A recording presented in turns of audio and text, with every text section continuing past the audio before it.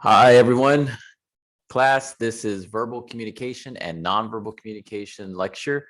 So let's get right into it. This is the heart and soul of a speech communication class. So we are diving right into chapter 4 for speech 1321.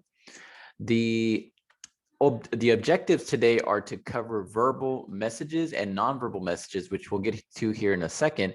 But in division of both of those, verbal messages obviously can create a lot of misunderstanding, which is what we call semantic noise or even physical noise. Sometimes, a lot of the times, this whole process of communication can become very complicated. And so when speaking verbally, we oftentimes run into noise, and particularly the meaning of words. And sometimes we take things out of context, and maybe somebody said something that it's not necessarily what they meant. So it can create misunderstandings in the process, which we'll look at. And also they can have multiple meanings in terms of the words that we use. And they can really get us into what's this discussion about equivocal terms. And also we'll be looking at the influence that culture, age, gender have within the study of verbal messages. So diving right into the first idea here of verbal messages, equivocal terms.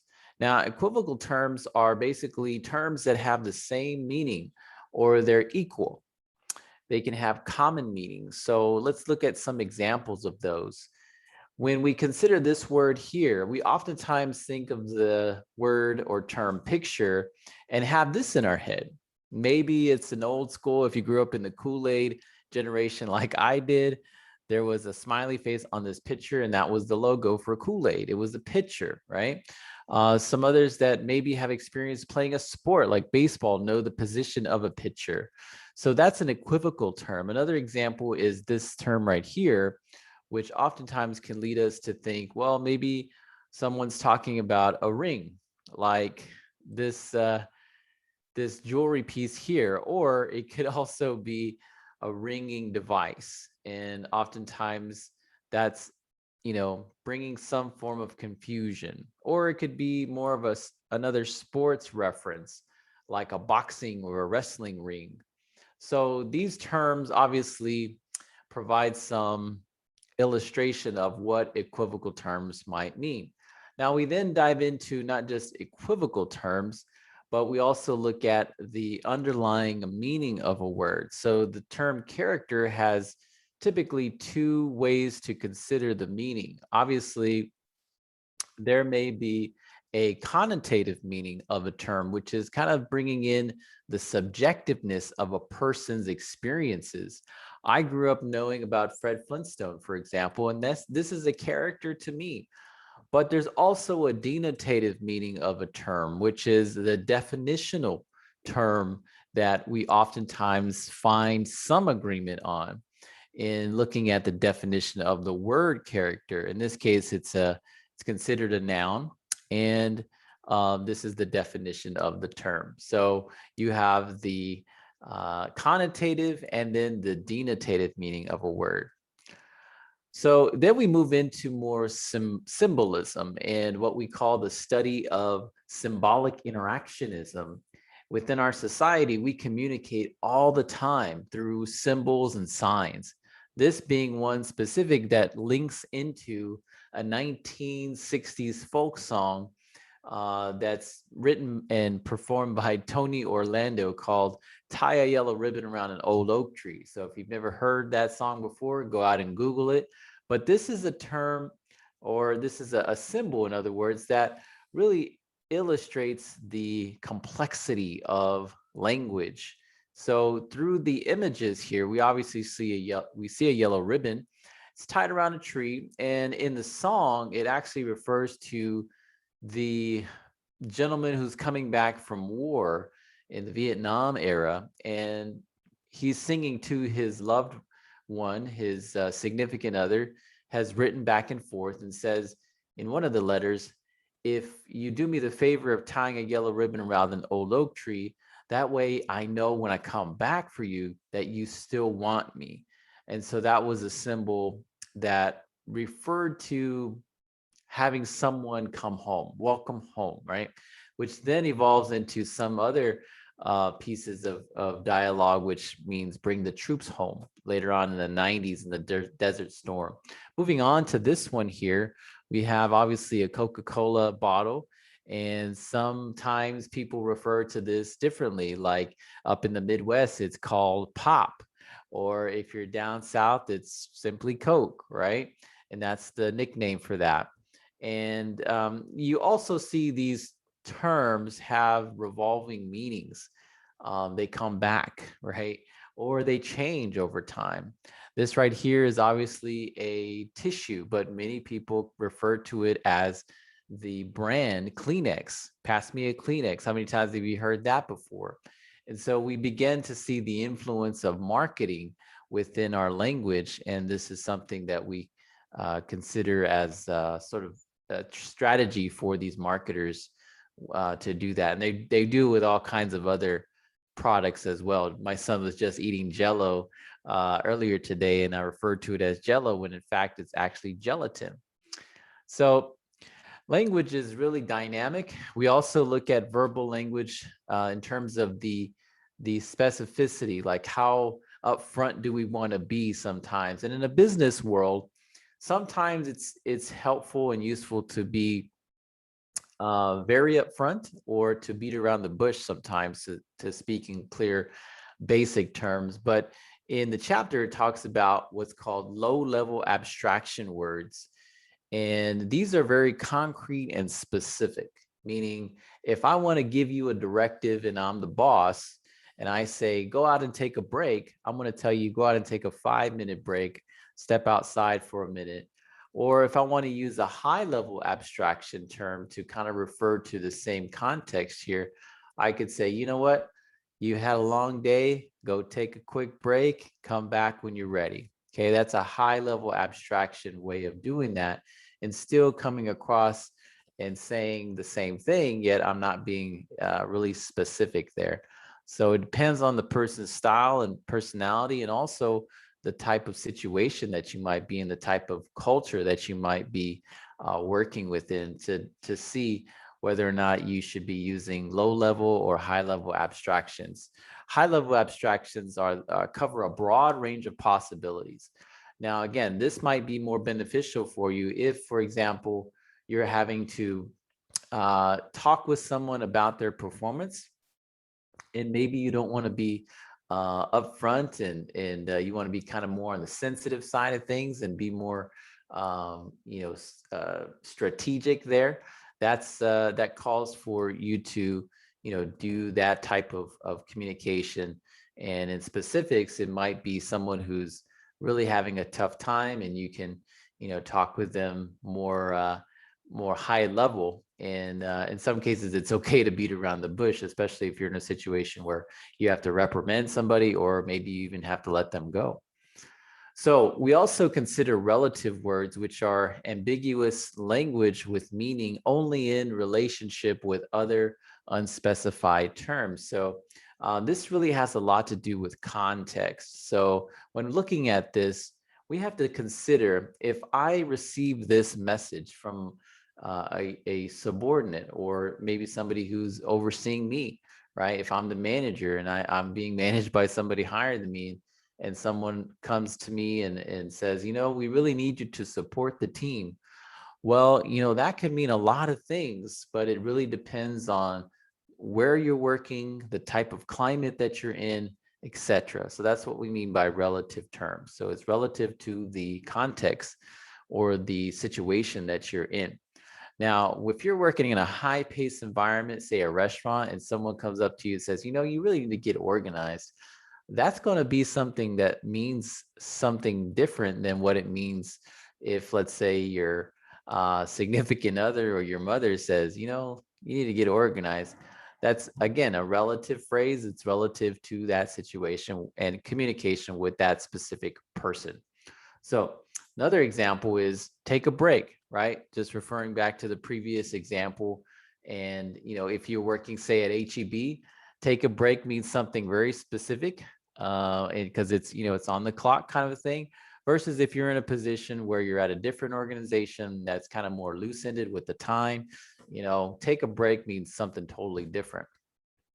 Okay, so doing your best, right, is another relative term. It's also very ambiguous. What do we mean by that? What do we mean when we say do your best, right? Work smarter, not harder is another interesting phrase that we oftentimes hear. And I remember hearing this working at Chick-fil-A, and I was unloading some chicken from the truck, and the boss comes over and says, you really should think about working smarter, not harder.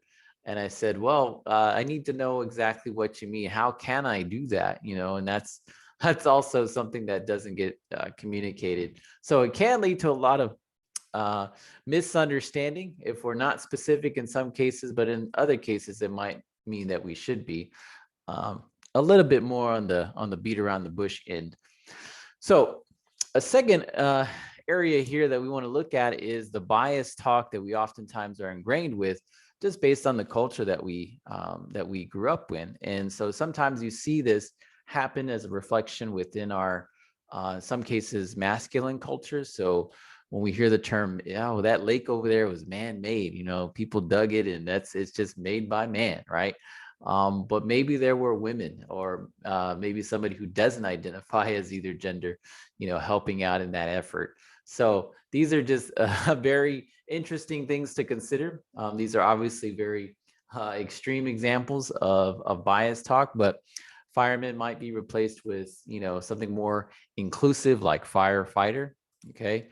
Chairperson instead of chairman, right? Because we see this happen all the time. And these are part of our culture.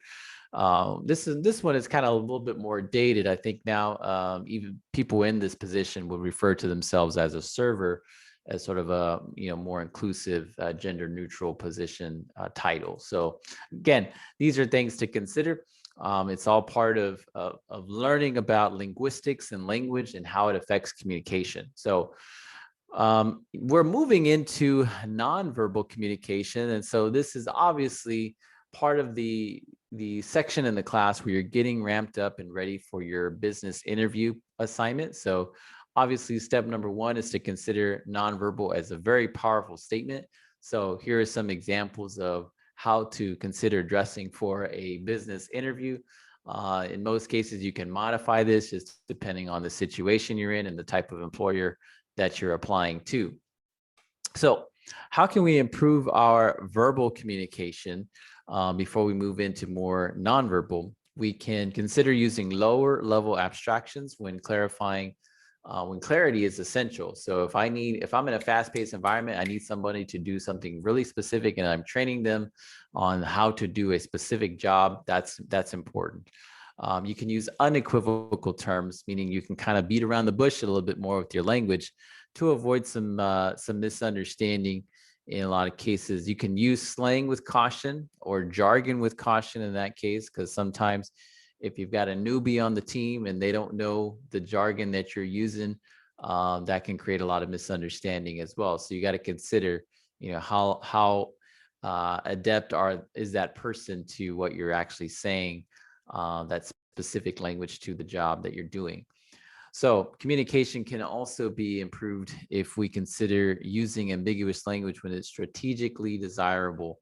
So when you have to reprimand somebody, or let's say, hey, you just want to pull somebody aside and say, there was a concern by a customer about the way that you service them. You have to be gentle with that in a lot of cases, because you don't want that person to hold anything against you, or you want to be positive in the way that you provide feedback, in other words. So that's a great situation where you could use ambiguous language. Moving into nonverbal communication now. Nonverbal communication obviously is about 60% of your overall message. That includes lots of things, but when we look at nonverbal, it's always with some form of communicative value. So it's unavoidable, regardless of if you think, well, I didn't look at that person that way, or the tone that I used, I didn't recognize. It's there, and it's always valuable. So it is very powerful. It is ambiguous, again, because we can't control what people think about our body language, but they kind of reference the universal meanings behind a shoulder shrug or a smile, for example.